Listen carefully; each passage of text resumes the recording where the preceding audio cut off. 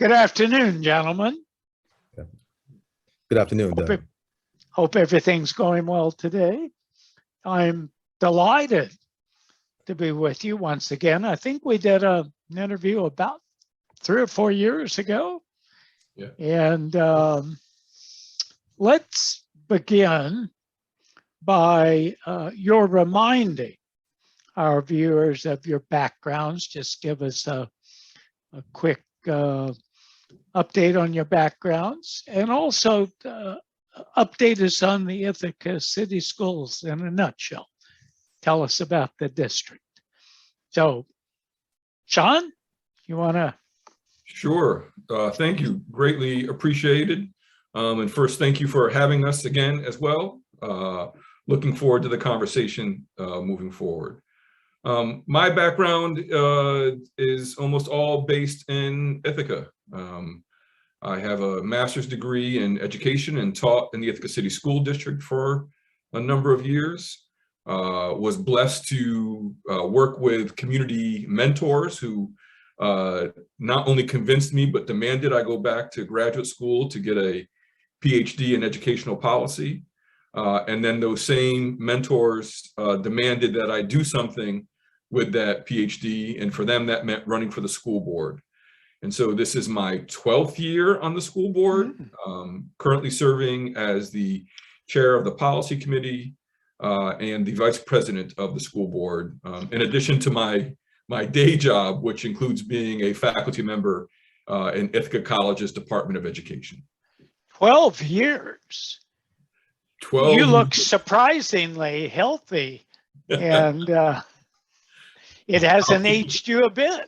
I'll take the compliment. It definitely has aged me if you see the gray that I have, but we're committed to the work that Dr. Brown is doing and the team of other board members. So we're going to stay at this as long as the community wants us to be present.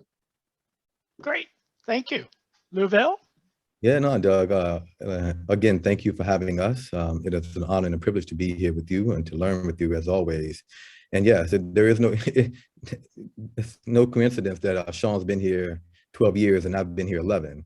I came from Central Virginia to New York State, having served as a teacher and an administrator and a central office administrator in Virginia, and thinking I would always stay in Virginia until Sean and his colleagues came knocking on my door and said they wanted to change the world and change the world for young people, more specifically in Ithaca, New York.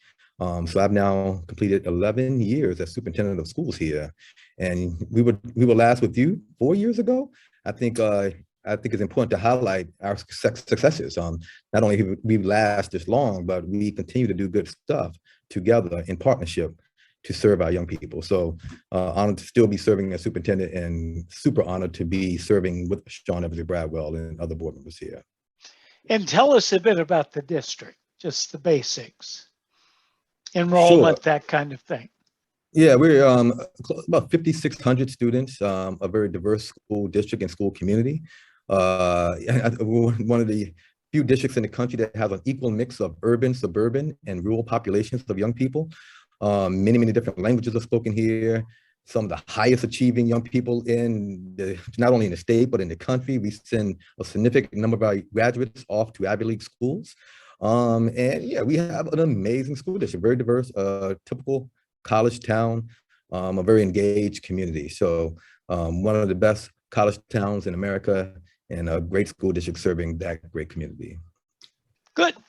Well, thank you for that briefing. Now, I think it's been a little more than 4 years since we did an interview together focusing on the very comprehensive policy update process you were in the midst of. What's the status of the process now? I'll start, Dr. Brown, and you can fill in the many gaps that I'm sure I'll leave. The status is that we're still in the middle of this process. It's a significant journey. One of the things that we know about writing policy, especially at the local level, is that it needs significant community participation. That includes our unions, that includes students, that includes parents and caregivers. And we began with our first policy, which literally the number is 0000. And we are working our way now to the 9,000 series. And so this has been a 10-year journey for us to go from policy 0. And we're going to get through, it won't be 10,000 policies, but the way in which they're numbered will be in the 9,000 series. And so we are on that grind, and hopefully we have written some policies that are much more affirming, much more inclusive, and much more welcoming for our student population. How would you describe, in a nutshell, kind of an overview, the purpose, the fundamental purpose of this policy update process? Just to remind our viewers who weren't with us 4 years ago. Doc, I have some ideas, but let me let you start, and then I'll respond afterwards if that works for you. Yeah, and I will say, it goes back to a story I tell often. My daddy asked me a while ago, he called me the fancy educator. He said, you win all these fancy awards, but who you be? From my perspective, the purpose of this policy analysis is to answer my daddy's question, and now the question that this board asks, who we be? And who we be is, we want to say we be loving. So we know that culture in a school district, culture in the community does not change until policy changes first. The research supports that. The theoretical framework support that. So in order to change the culture so that we can respond with we be loving, because we have schools and school districts across the country that can respond with we be punishing, denying, we do a lot of things, but can we say we be loving? And when we say we be loving, is this policy trusting? Is this policy forgiving? Is this policy patient and selfless and caring? So we're asking questions about our organizational DNA and the things that we call habitual actions done unto someone or something, policy. And we're looking at it through that lens. So that's the ultimate purpose and the why behind what we do. And mention your book. We talked about it last time, which obviously ties in closely.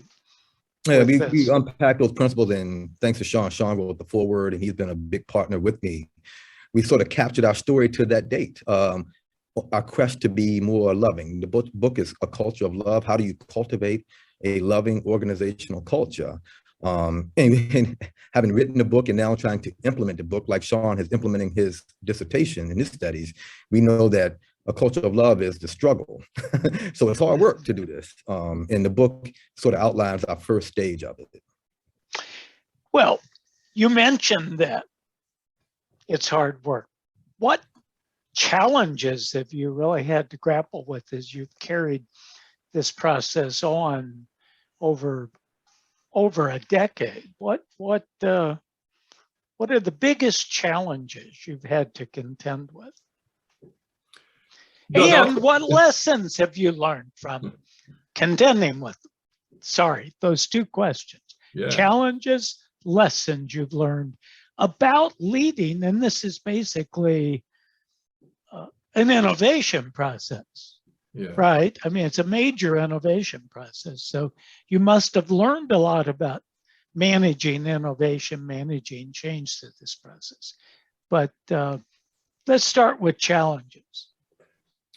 Well, I'm gonna do a combination of things to answer that question, because for me, part of the idea of innovation is a recognition and an understanding of things that have not gone well. And so part of my approach to policy as a wannabe historian, as an educational historian, is realizing that a great deal of educational inequity is intentionally created by policy. Sometimes it was an unintended goal, but the policy was very intentional in the desired outcomes. And so a big portion of what we've tried to do is to go back through history and take a look at what policies we've created, which turned into everyday practices that we have not questioned, but have created inequality and exclusion amongst the student population. So for me, the greatest lesson that I've learned is that history matters. We did not get here by accident, but much more importantly, we have to be extremely conscious moving forward if we hope to undo some of the things that we unintentionally have done in our previous years of and decades and centuries in this community of educational practice. Wow. Luvelle? Yeah, there's so much to unpack with your question and your challenges. And very specifically, I'm thinking about, Sean, some of the policies you're in the midst of right now: code of conduct, grading, grouping strategies. The challenges have been significant in communication and mindset shifts. These policies that the previous policies and the existing policies were put in place for a reason. And going back to my previous answer, they were not always loving reasons. These policies were intended to sort and select, to rank, and to order folks, and to exclude. That's what we do as an industry. That's a part of our DNA. So our challenge has been to create policies that are inclusive, knowing that there are folks amongst us who wanted those policies in place anyways, to perpetuate the divisions and the exclusion that has always been a part of who we are. Now, you've involved a lot of people, a lot of actors in this process, right? Yes. Reflect on some of the interpersonal challenges, if you will, the inevitable tension that comes with major change. Give us some practical examples of things you've had to work through dealing with that dimension of this. Let me take a shot at this first, Sean. Because see, power hoarding is a key element of a school district's or any organization's DNA. And my role as a superintendent exists because of our approach to an embracing of power hoarding. Boards of education exists because of a few people making decisions. When looking to transform a school district or an organization through policy, folks need to give up some of those privileges or that existing culture around hoarding power. And for us, that means the adults don't always know what is the best approach to shifting policies. So we've had to put in structures and practices that embrace student voice and choice. Our young people are so far ahead of us when it comes to some of these needed shifts.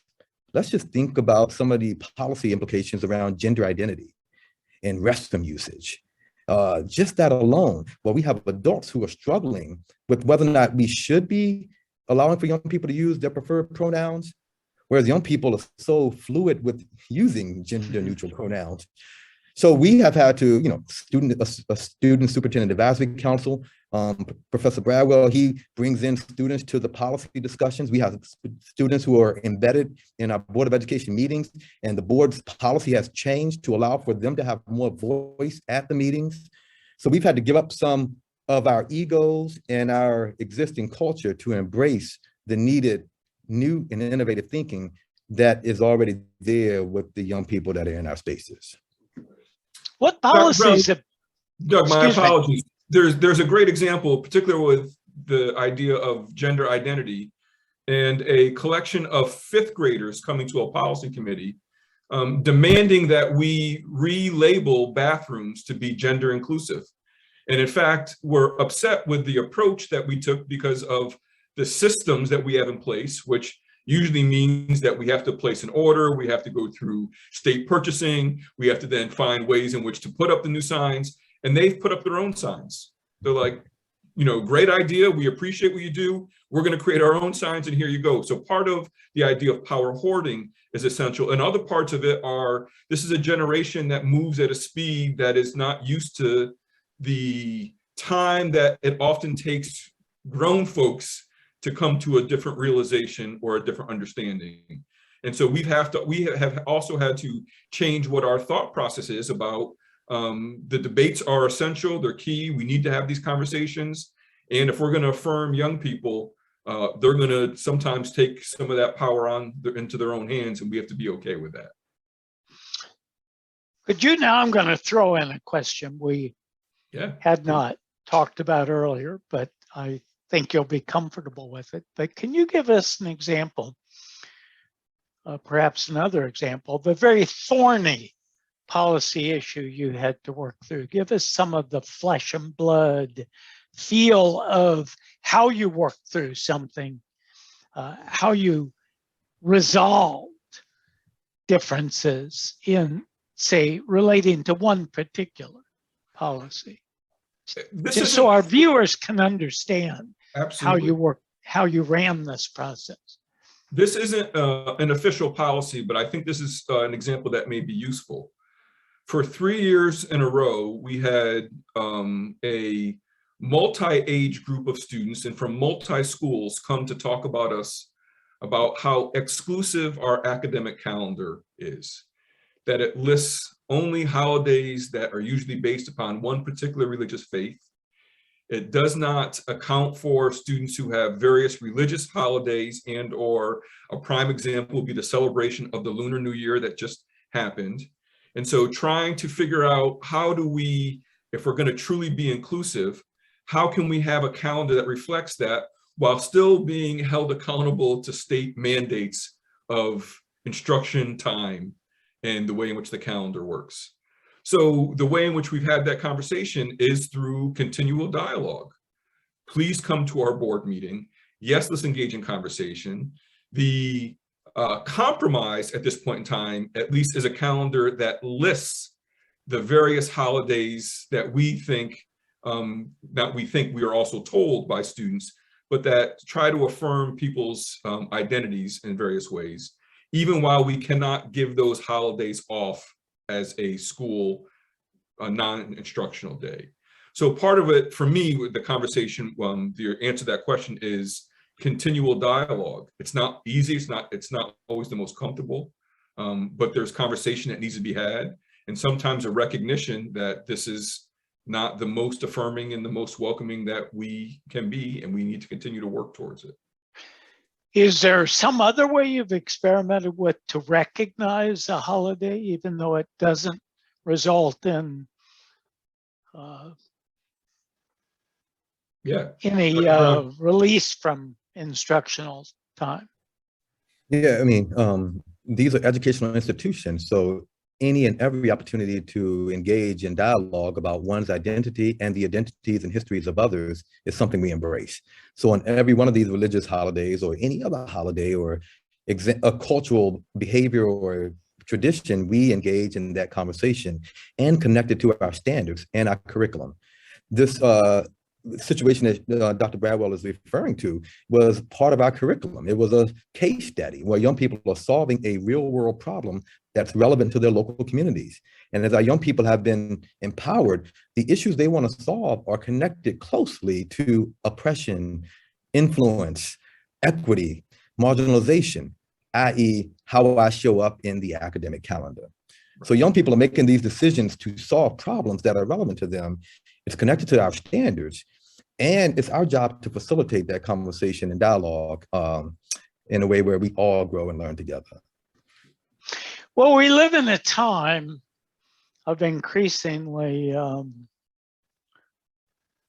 strident debate over a number of issues, particularly in recent years. Have you had any problem with that in terms of community participation in this process? Tell me how. Doug, if you find a community that has not experienced that, please let me know. Well, I haven't. Because that would be a good exercise for us to study, a good case study as well. I have to continue to remind myself that we live in community and in a community. So without question, we have people who are expressing their opinions, their decisions, their values, their wants and wishes for their children.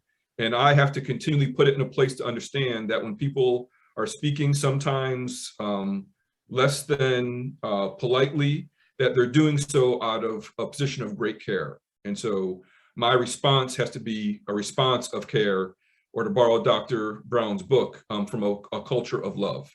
And that's the way in which I try to approach it.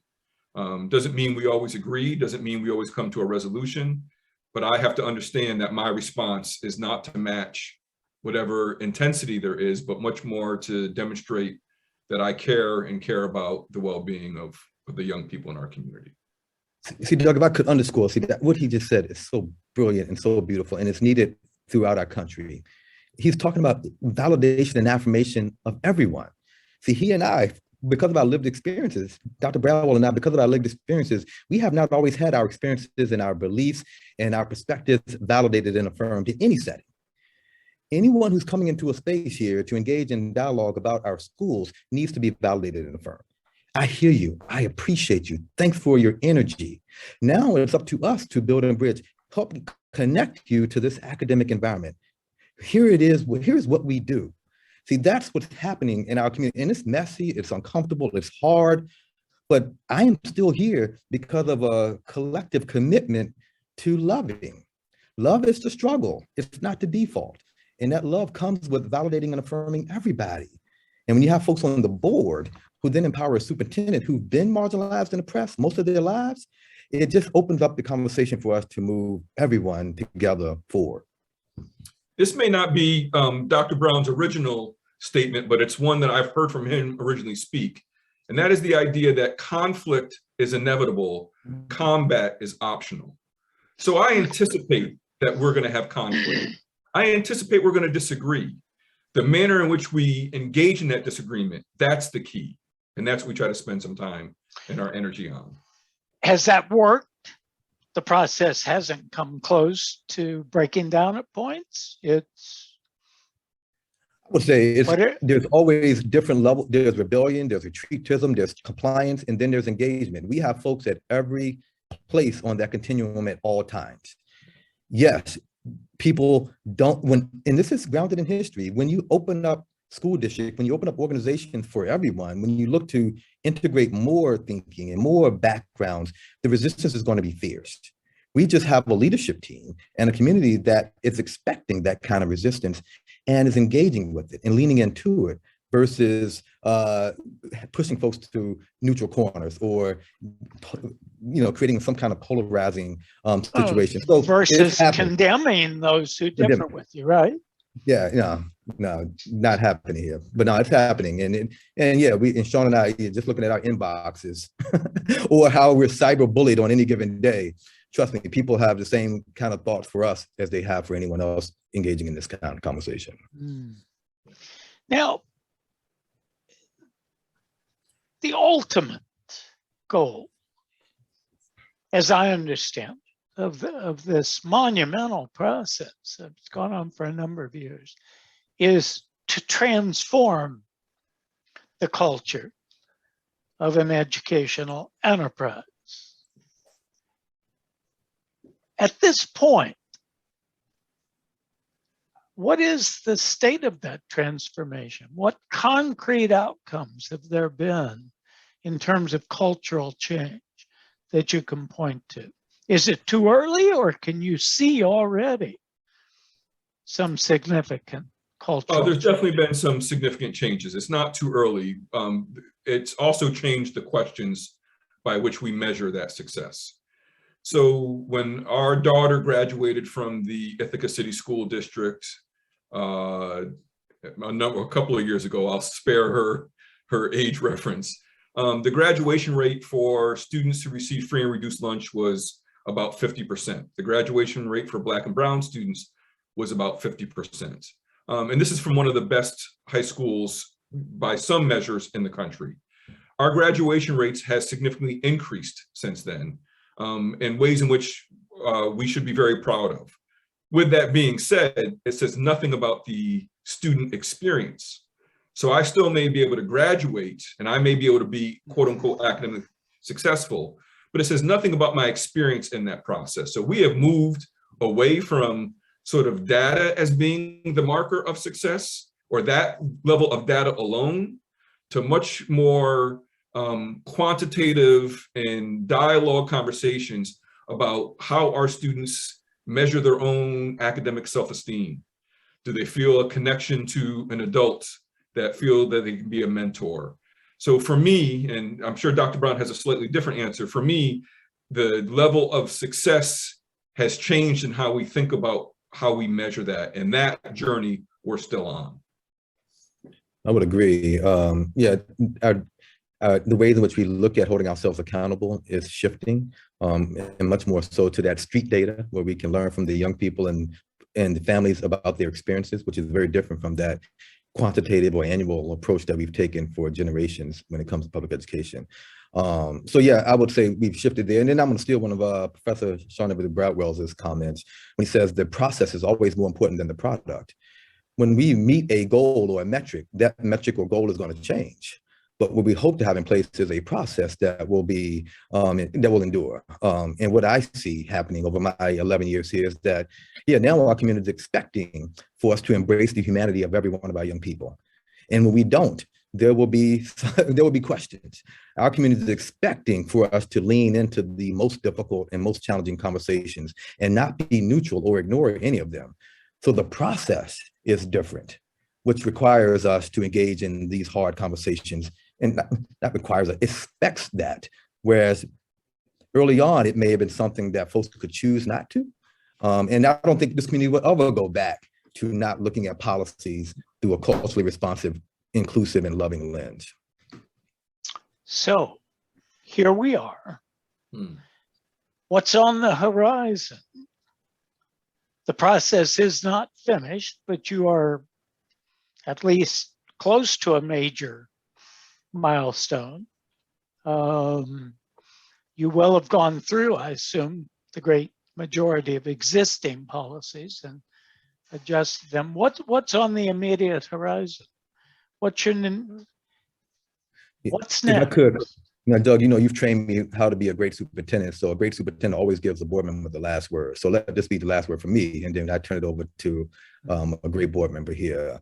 I would say, the last time we spoke, I was thinking about how do we inspire our educators to do more, to be innovative, to think about what's next. Because I always say, and we are in an industry where the employees can choose not to get better or choose not to come most days and be all right. I'm now thinking about that from the student perspective. I think the pandemic has taught us that young people can choose to do something else. Even though they've signed up to be in a school or in a school district or in a class, they have chosen to vote with their feet. They've chosen to turn cameras off and disengage. So what I see happening is that our young people are going to now have more voice and choice than ever. We're going to have to think about multiple modalities. We're going to have to think about how we are more responsive to them. They're going to demand to have their humanity represented in the curriculum, on the walls, and in our pedagogies. And if they don't get it, they're going somewhere else. So on the horizon, our shifts need to not have adults first or center the adult perspective or experiences, and more than ever, center the experiences and perspectives and the needs of our young people, or we won't exist on the horizon. Mr. Vice President. I got to sit with that one for a minute because I'm experiencing that at the collegiate level as well, where a significant number of the population is deciding that they don't need college, right? So we are already experiencing that in my world. What is next? There is no end. We have written policies in 2011 that make no sense in 2022. So while this has been a 8 or 9 year journey, it doesn't end. We start either all over again, language changes, perspectives change, how we think about things change. And just a prime example, I mean, it seems simple, but I think it's very reflective. Dr. Brown talked about our code of conduct. In our code of conduct is also a dress code, which is beyond sexist and patriarchal in terms of what it allows and does not allow. It also included things like students couldn't come into school with their faces covered, right? That is completely outdated in an era of COVID. So as our world changes, we have to change with it, which means we have to start this process all over again. And I think what we recognized in our policy review as a prime example that we'll be doing next week is there's a policy that is on the books that was written in 1984. I hope we never go 40 years again without reviewing a policy, right? I hope that never happens. So have you put in place a structure, a mechanism for formal mechanism for ongoing policy updates, or is that something you're working on creating? Have you actually got it in place? I think part of that happens before I joined the board. There was no policy committee. And this is one of the committees that we created, was to make sure that that is part of the structure to review this process. And as Dr. Brown has said so eloquently, the structure that's in place is our students. They're not going to let us go too long without letting us know about what is not working for them. And we're blessed to live in a community where we have students who are very vocal, who are very engaged, and will clearly express to us when something is not working. And so the process is, we go back to the policy committee, and more dialogue, more conversation, more invitation, and let's see where we end up afterwards. So this is a board committee. It is a board policy committee. That's correct. So it basically is where it's decided how to continue this process, how you're going to manage the process of continuous update. I hope with large community input as well. I wonder, and this is more wondering than a question per se, with the changing cast of characters over time, inevitable change at the top of every organization, do you think you'll have in place something that could continue when you're not at the helm, the two of you? Is it possible to institutionalize the process so it can continue without your leadership? This question keeps me up at night. The answer is yes. And I do see some elements of that institutionalization, i.e. the policy committee, i.e. by board policy, we now have a student advisory council for the superintendent. So there are some structures that are going to be in place long after the two of us are no longer here. However, what keeps me up at night is, the policies are changing, and then again, the resulting culture shifts are taking place. But we're unpacking generations, and Sean reminds me of a couple 100 years of public education, and our 10 years here is just a small fraction of that. And we have not eradicated the culture that is one of supremacy and one of exclusion, sorting and selecting, one that, quite frankly, looks at people like he and I and says, you don't have a space here, or we won't recognize your humanity.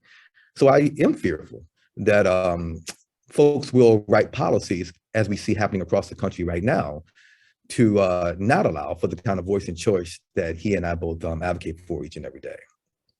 So this keeps Dr. Brown up at night. Here's what helps me sleep at night. And that is the idea, if we created it, we can uncreate it. Mm. So we did not end up here by accident, right? The famed saying is, our schools are designed to get the results they're getting. If we start changing what that design looks like, we start removing barriers, we are intentional about being anti-marginalizing and anti-oppressive, then hopefully everything else follows with it. So is it going to be difficult? Absolutely. But again, if we created an institution of exclusion, we can uncreate an institution of exclusion as well. But the continuing process will rely on formal structure, right? I mean, that may not keep you up at night necessarily, but that is a critical issue in change. In other words, you can retrogress. Is that not the case unless you have a firm enough process and structure in place?